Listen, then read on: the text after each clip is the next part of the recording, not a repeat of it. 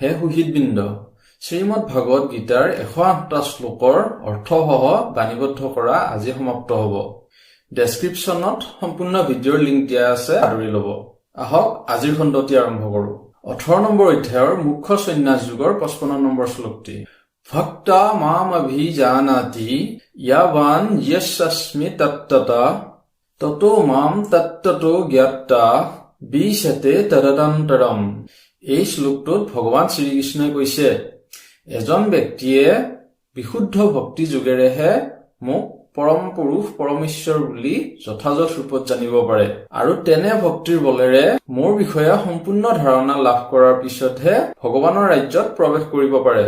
আকৌ 58 নম্বৰ শ্লোকত কি কৈছে, মচ্চিত্তা সৰ্বদুৰ্গানি মত প্ৰসাদা তৰিত্ৰসি অথ সত্যম অহংকাৰন্না শোষসি বিনক্ষসি।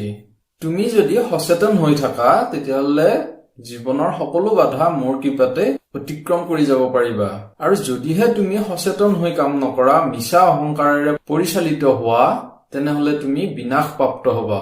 61 নম্বৰ শ্লোকত অৰ্জুনক কৈছে, ঈশ্বৰ সৰ্বভূতানাং হৃদ্ৰেশ্বৰ্জুন তিষ্ঠতি ভ্ৰামায়ণ সৰ্বভূতানি যন্তৰূঢ়ানি মায়ায়া।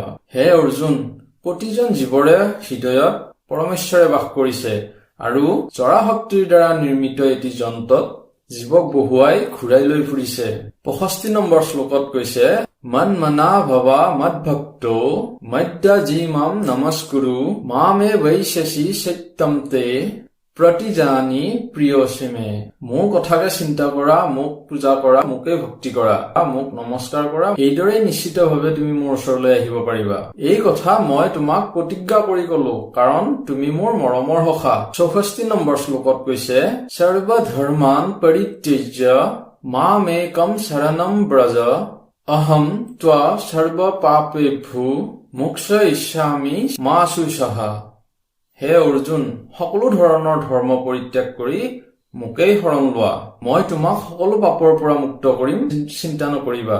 68 নম্বৰ শ্লোকত কৈছে, ইয়া ইদম পৰমম গুহ্যম মদ্ভক্তে শ্ৰীবিদাস্যতি ভক্তিম ময়ি পৰম কৃতা আমে বৈশ্য ত্যসংশয়ঃ। যিজনে এই পৰম গোপনীয় জ্ঞান মোৰ ভক্তসকলৰ বাবে ব্যাখ্যা কৰিব, তেওঁ মোৰ প্ৰতি পৰম ভক্তি আচৰণ কৰি শেষত মোকেই লাভ কৰিব, এই বিষয়ে কোনো সংশয় নাই।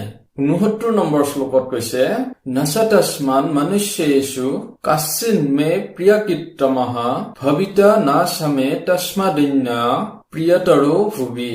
তেনে এজন ব্যক্তিৰ বাহিৰে মোৰ প্ৰিয়তম সেৱক কোনো নাই, আৰু আগলৈও কোনো তেনেকুৱা প্ৰিয়তৰ ব্যক্তি নহব।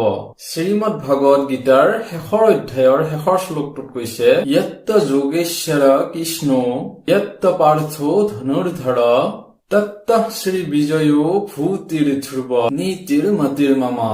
যতেই যোগেশ্বৰ কৃষ্ণ আৰু ধনুৰ্ধৰ পাৰ্থ আছে, তাতেই শ্ৰী বিজয় আৰু অলৌকিক শক্তিৰ স্থিৰ নীতিও আছে। মন্ত্ৰী সঞ্জয়ে ধৃতৰাষ্ট্ৰলৈ আগবঢ়োৱা শেষৰটো মত। পৰাশৰ শৰ্মাই সাদৰ প্ৰণাম জনাইছো। অন্ধ ধৃতৰাষ্ট্ৰৰ অন্ধকাৰৰ পৰা আৰম্ভ হৈ পৰম পুৰুষ পৰমেশ্বৰৰ বিশ্বৰূপ দৰ্শনলৈকে শ্ৰীমদ ভাগৱত গীতাৰ 108টি শ্লোক আপোনালোকে সাদৰেৰে গ্ৰহণ কৰিব বুলি আশা কৰি আজিলৈ এৰিছো। নমস্কাৰ।